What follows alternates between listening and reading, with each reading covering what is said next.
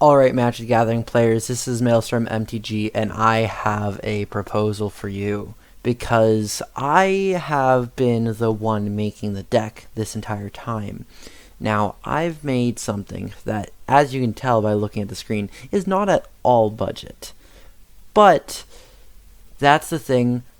I usually specialize in budget decks, it's usually what I do.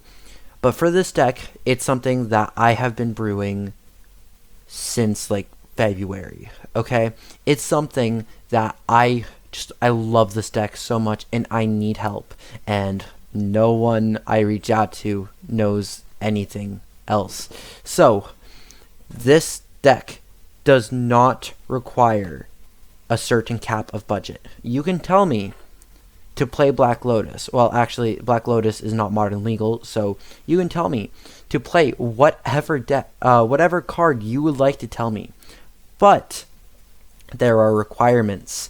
1, you cannot tell me to just play Burn. 2, you cannot tell me to just play Death and Taxes.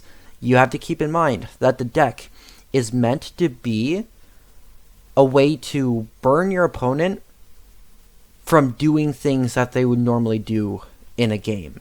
It's not to slow them down like a Death and Taxes would play. It's not to slow them down like that. And it's not to burn them directly just within the first few turns of the game like Burn would try. Because Burn also relies quite a lot on creatures, actually. So, I will rely a little on creatures as well, but not the way that Burn does.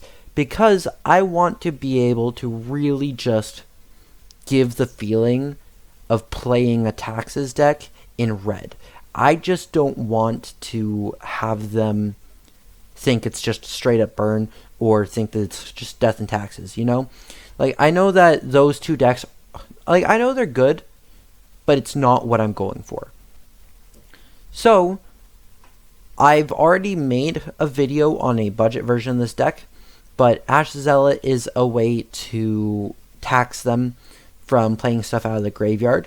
Like, whenever a player casts a spell from a graveyard, deals 3 damage. Eidolon is whenever a player casts a spell with mana cost 3 or less, deals 2 damage. Bone Crusher, whenever it becomes the target of a spell, it deals 2 damage, but also its removal in itself.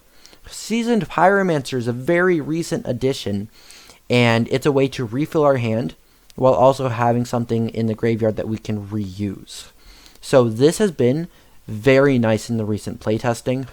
Fanatic Mogus, I don't know, ever since I replaced Boros Reckoner with Seasoned Pyromancer, Fanatic Mogus has kind of like died down in the WoW factor, and I know it's a difference of like one. It's a difference of 1 devotion, but ever since I put Seasoned Pyromancer in the deck, Fanatic Mogus is no longer a card that like is the last card I play in my hand. Because that's Seasoned Pyromancer, it's the last card I play and I refill my hand. So Fanatic Mogus is more of like the kind of card I would discard to Seasoned Pyromancer. So it's really, really good in the budget version of this deck. But I don't know, it still has times where it just straight up wins me the game. So I don't know if it's worth keeping. Because look at this. Ash Zealot, red, Eidolon, red, Bone Crusher, red, Seasoned Pyromancer, red. Like, and then Leyline of Combustion, red. Like, I don't know, it's a powerful card. I just don't know if it's what I want. Especially since Seasoned Pyromancer makes me think I want to empty my hand with lower cost spells. Next up is Fanatic Mogus. Well, actually, I think I already moved on to Fanatic, but it's just Fanatic. It's a 4-drop. It's a 4/2. Quite often, the 4/2 wins me games as well. I don't know. I want to play it, but part of me tells me it's just not right anymore.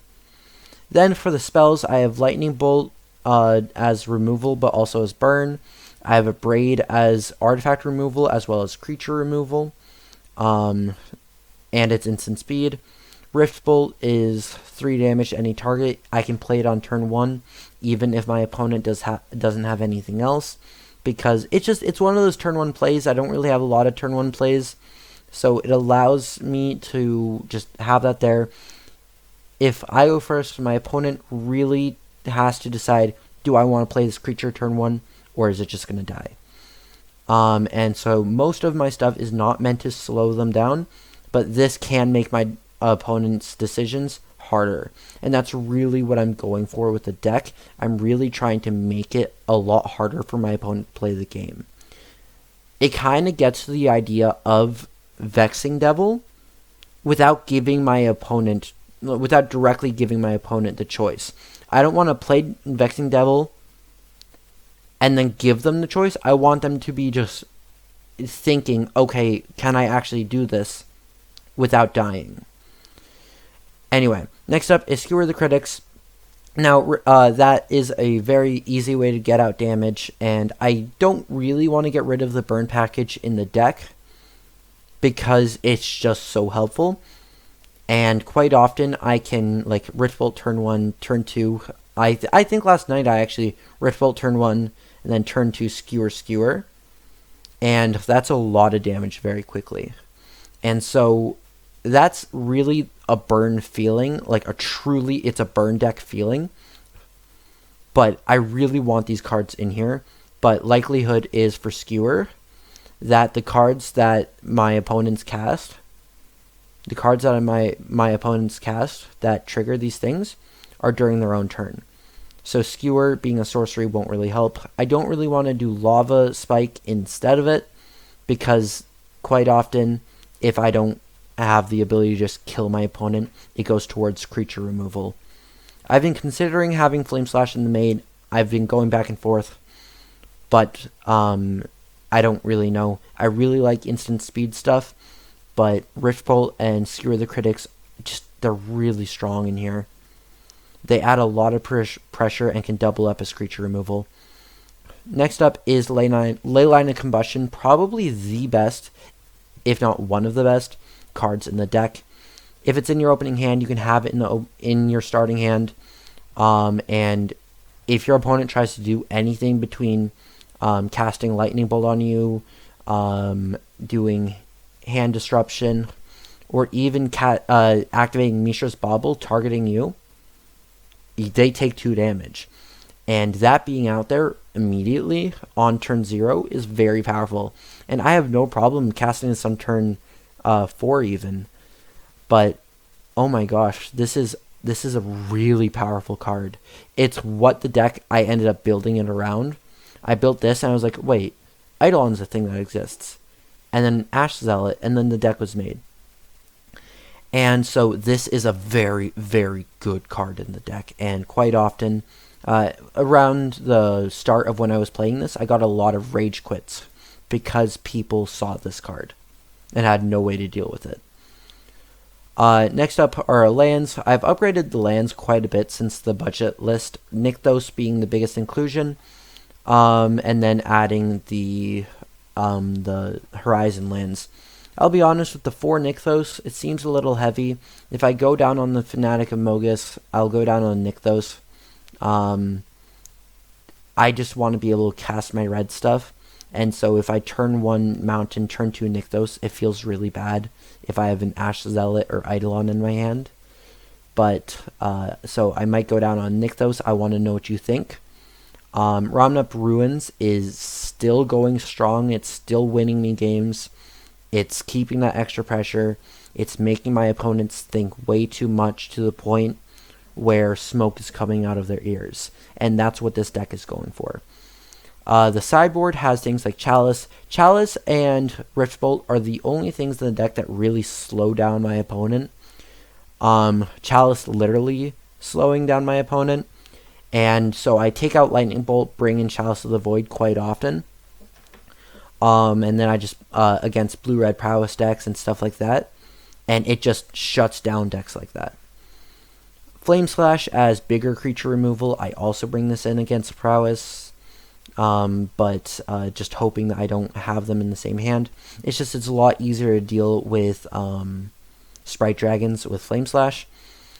Roiling Vortex as a way to keep pressure on and mitigate life gain. But also, if my opponent's playing something like Hammer Time, which has died down in popularity, they are paying way too much life for any of their stuff. Same thing with affinity decks, same thing with decks that cascade. So, Roiling Vortex was very powerful. I don't know if I want 4 in the sideboard, but I definitely want an appearance.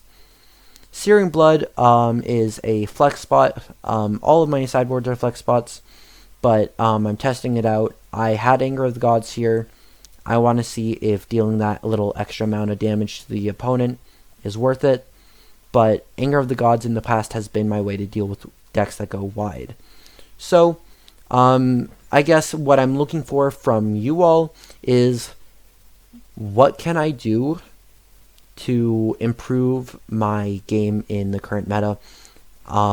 If you scroll down below, I'll leave the link in the description. If you scroll down below, you can see 41, 41, 50, 41, 50, 21, 50, 41, 50, 21. These aren't technically Magic Online like records, but like, I don't care who I'm proving this to. I'm just keeping track of my records, and I know it's already doing really well, but I'm a deck builder. I always try to improve it. And so you can see the different, like, this is where I took out Skullcracks, this is where I brought in Bone Crushers, and so you can really see my thought process. I've said why, like, I want to try to add new removal, but I might need it in the main, or I want to lean into the late game, so I brought in Seasoned Pyromancer so I could refill my hand. And so some of these are 5-0s, which is when I play on my own, and then like the 2-1, the 3-round things are specifically at tournaments that I participate at that for my university. And so you might see in here, you might see some really weird decks mixed in, but most of them are pretty meta decks or pretty powerful decks. I'm really happy that I've been able to do that well, but recently my matchup against Prowess is just horrible for some reason. I want some way to make this deck a lot stronger, but I want to know what all of you think in the description. I need help. I've done so much playtesting with this deck. Maybe there's some random card that I don't know about.